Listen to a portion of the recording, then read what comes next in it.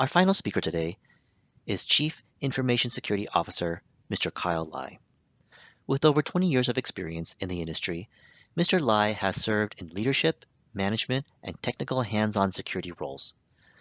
Mr. Lai has a clear mission to help clients identify security weaknesses, assess risks, prevent cybersecurity breaches, resolve security issues and incidents. His goal is to manage security as a forethought and not as an afterthought within the corporate strategy.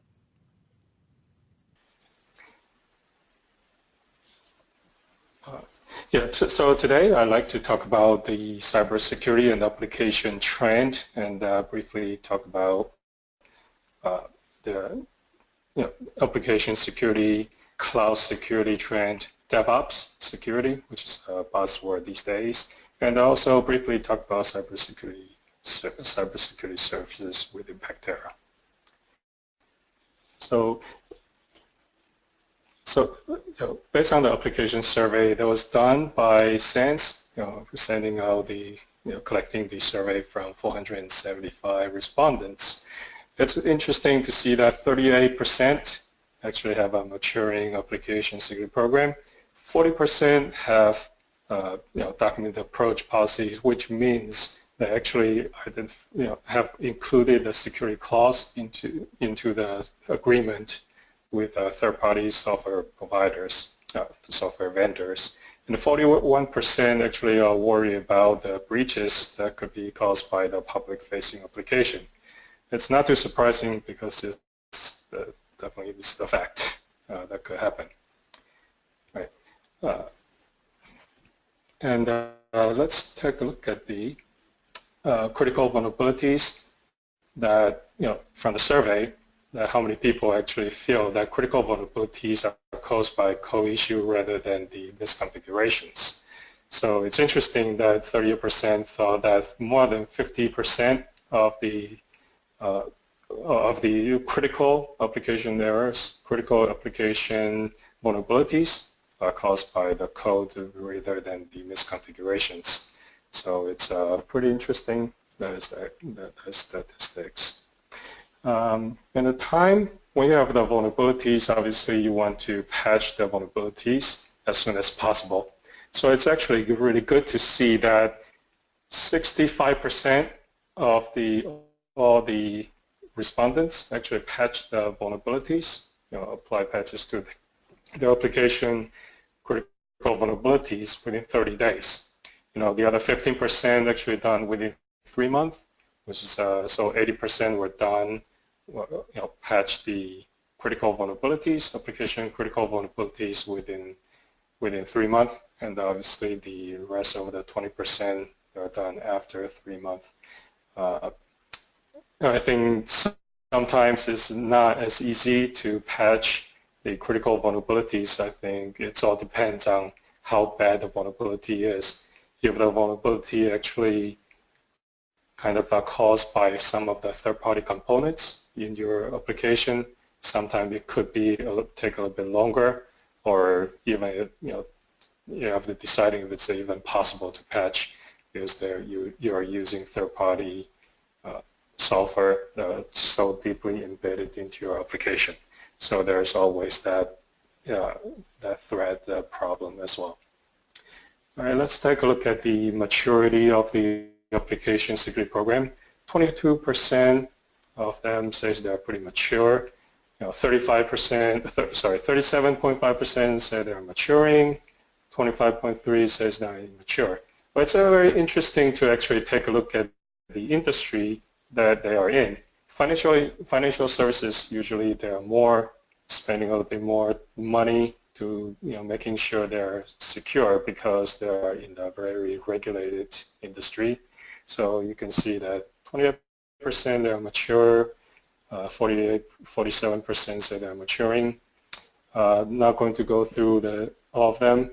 High tech, it's good to see that because their reputation is on the line, so there are more 50%, probably like 50 say they're mature, 58% say they're very mature. So, so 58% they're pretty good shape. A little bit surprising is on the healthcare. healthcare actually, 70% of them actually says they're immature.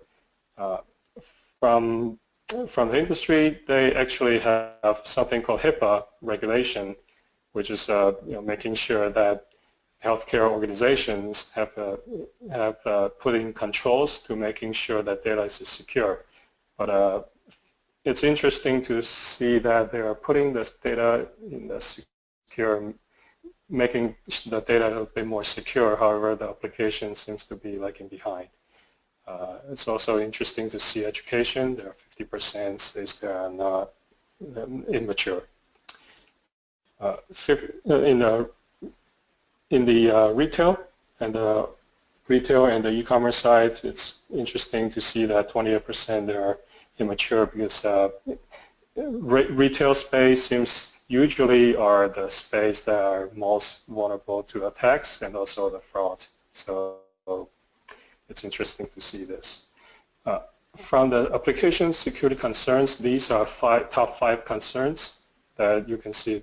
I don't want to go through all of them, but it's lacking of the security skills. So that emphasize the importance of the security training for the developers, making sure they got enough training. Obviously, you have to throw in some budget to the tools, but I think from my point of view, security training, secure coding training for developers, they're definitely the key. You can actually see some of the that actually got addressed in the later slides.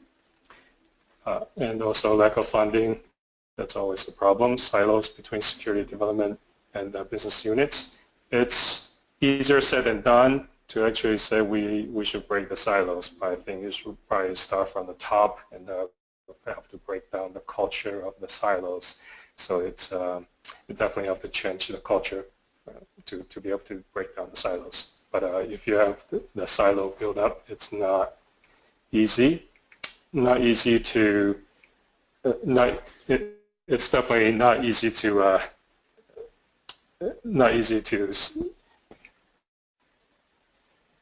yeah. Okay. And also the fear of modifying the code. You can see that a lot of people are actually worried about breaking the app. If nothing is broken, don't fix it. However, you still want to make sure that you do the risk assessment, risk analysis, and the cost benefit. Sometimes it may be cost too much to fix the issue, but it's really have to do the cost benefit analysis. Sometimes it's probably easier to just leave it alone, but if the application, the issue is critical, then you still need to fix the issue, rather than having the issue exploded to you and finding yourself in the very deep water. All right, so these are some of the processes and controls that have actually been put in place. So as you can see, first one is training the developers on application security, making sure that they actually have a proper skill set and have the knowledge to develop secure code. If they develop a secure code, you will have fewer problems in the future to actually fix the code, and overall the return of investment, the ROI, is going to be higher. You can see they're putting more vulnerability scanning, vulnerability assessment, penetration testing.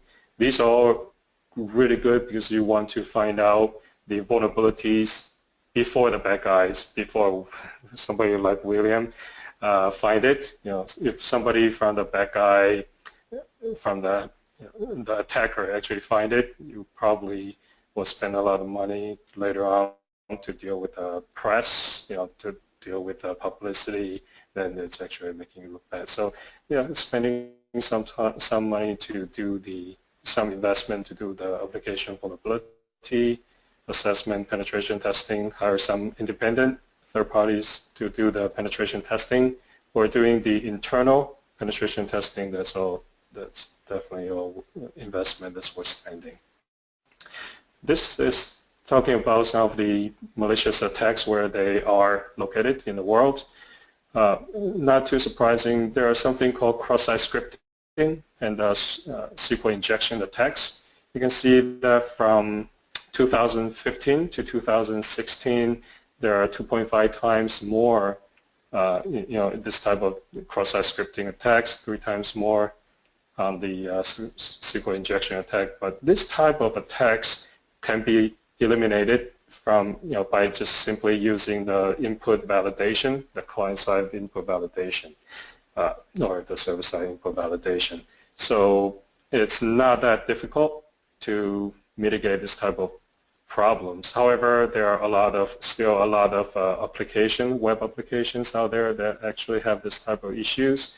Probably all have to start from the educating the developers to making sure they are aware of these type of issues first. That goes back to the application security, secure coding training for the developers. And it's very interesting that 3 out of 4 applications are targeted, so be aware of your environments out there. Let's talk about the cloud. So almost 80% of the respondents in the survey say that they are actually somewhat involved moving to the cloud already. They're either planning or actually implementing or deployed. So about 80% that's already in there. So what type of cloud are they getting into? So about 61% says they're in SaaS, which is not too surprising because when you one of the big reasons you want to go to the cloud is to make everything simple. If you actually have SaaS, so software as a service, then you pretty much outsource the entire software to a third party, to the cloud service provider. You just use the software. You just pay as you go. So a lot of companies are choosing to go that route.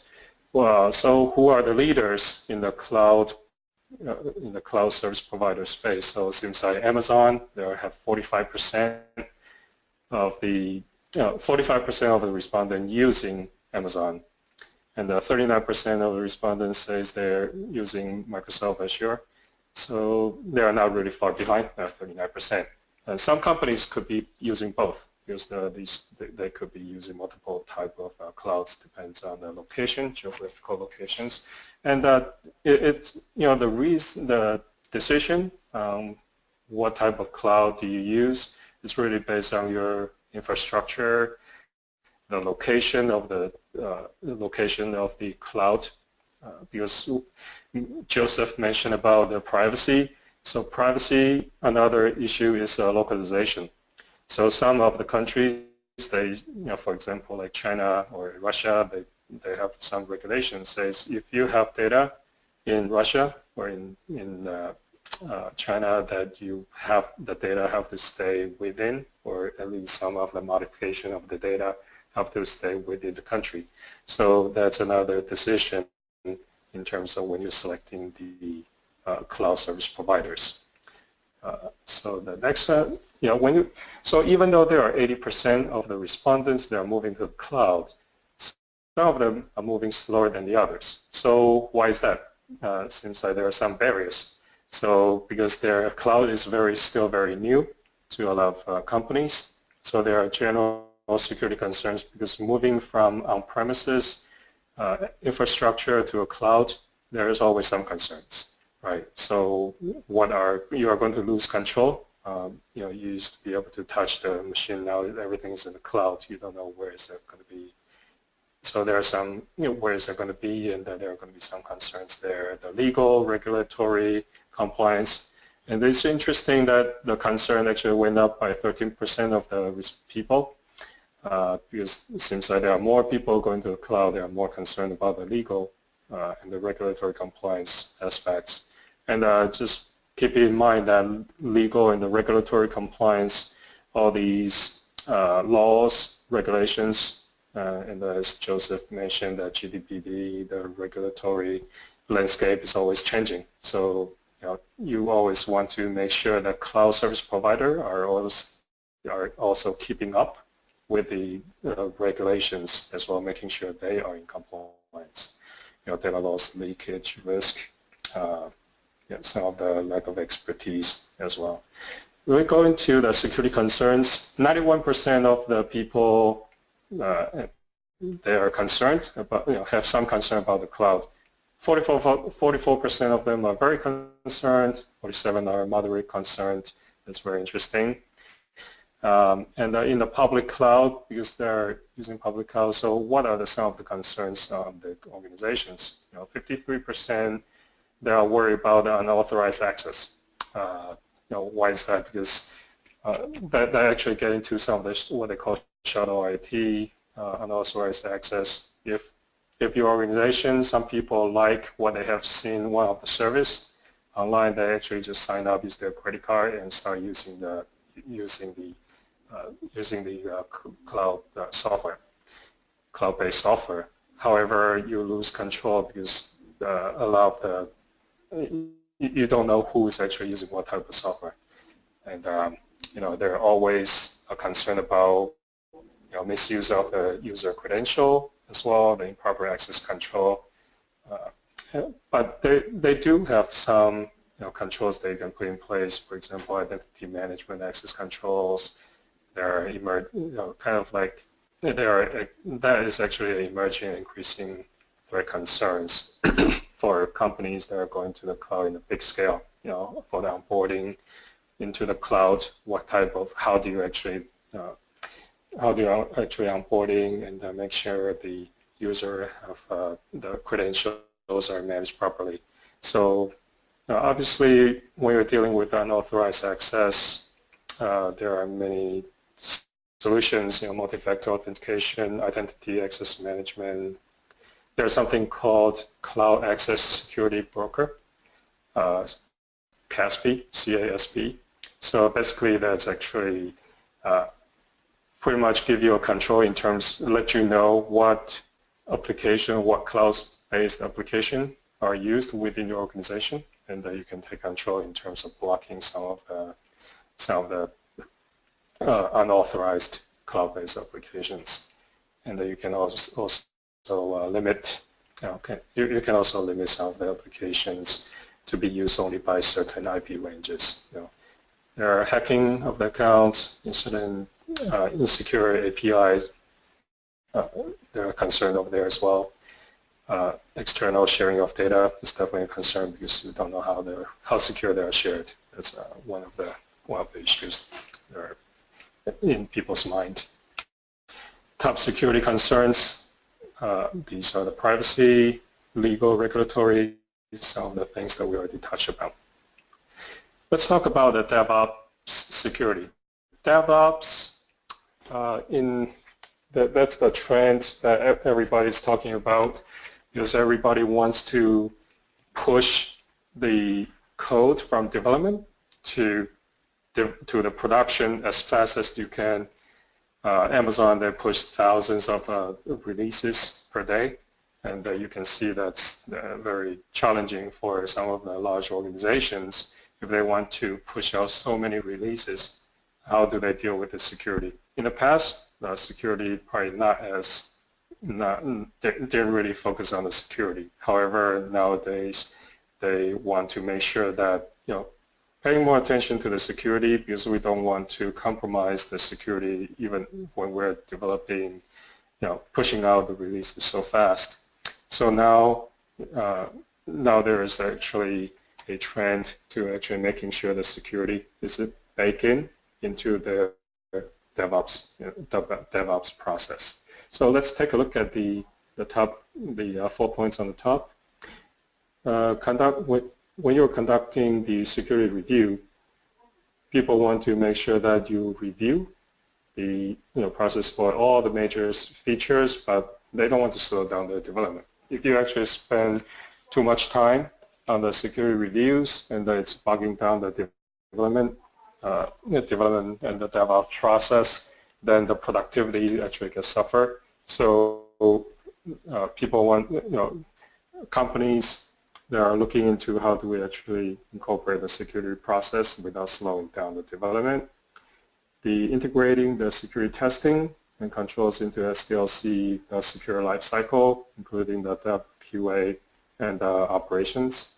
Right, and I want to actually include this into the secure design review, the demos. When you're doing the demos, they want to get a feedback when there is a security. So when they see the security concerns, just get the feedback and start addressing the security issue right away. Now, we want to automate the security testing process to include the security requirements.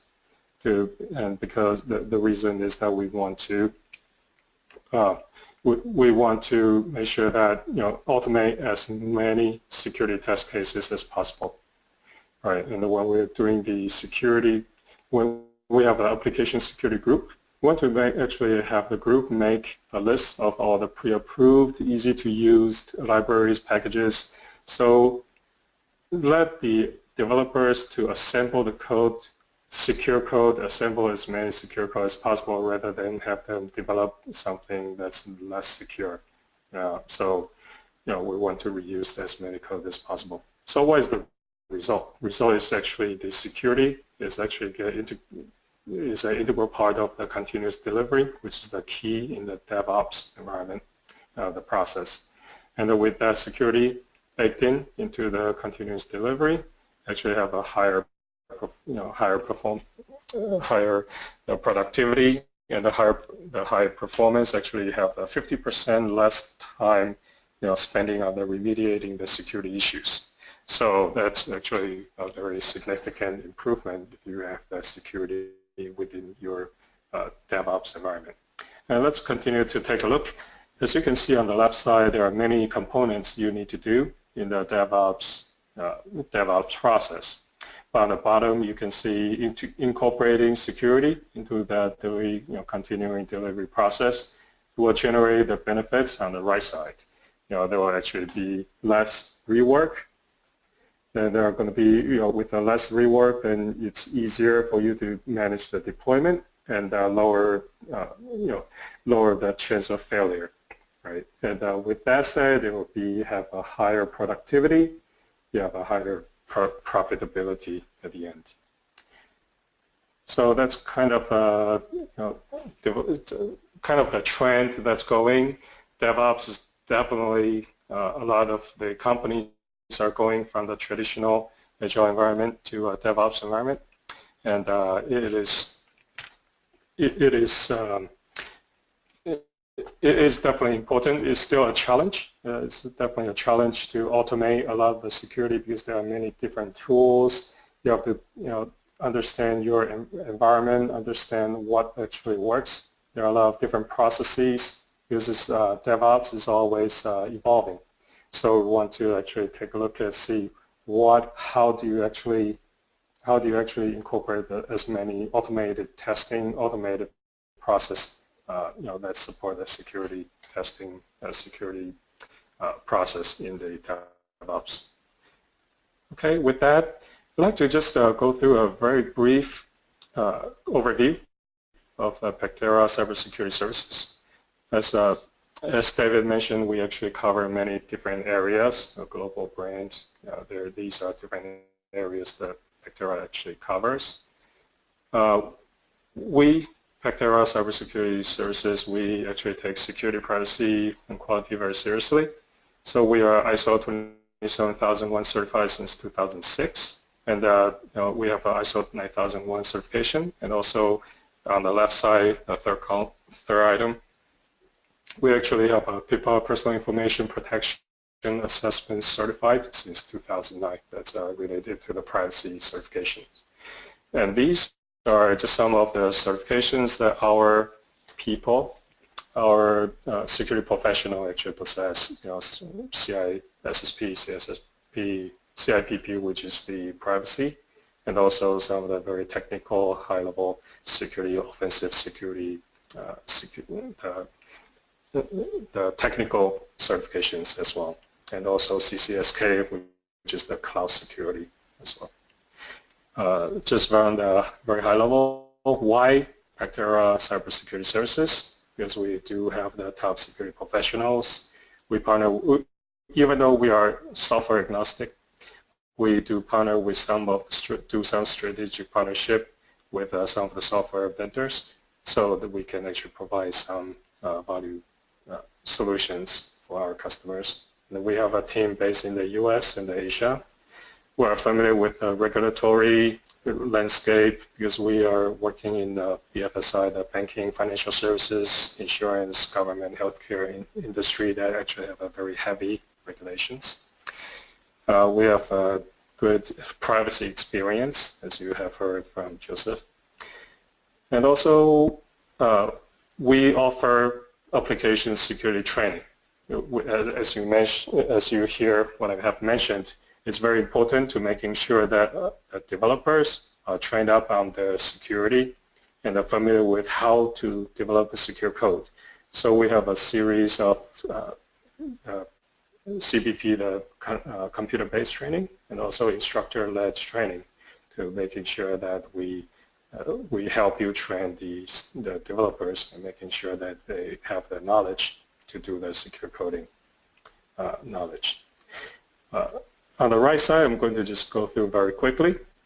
Cybersecurity and the privacy program consulting, so we can help you in terms of building up the program either from scratch or if you want to have, enhance the program, then we can provide the consulting.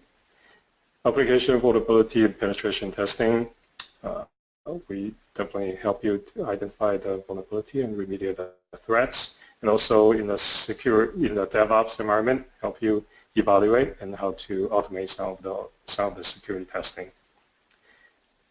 And that's the secure coding practice training, and also third-party supplier security risk management. This is when we actually help you assess and manage security risks that posed by the suppliers. So whether these are the supplier that doing work for you, or there could be a third-party software components that you utilize, incorporate into your organization. So we can make sure we do the assessment, making sure they're secure within your organization.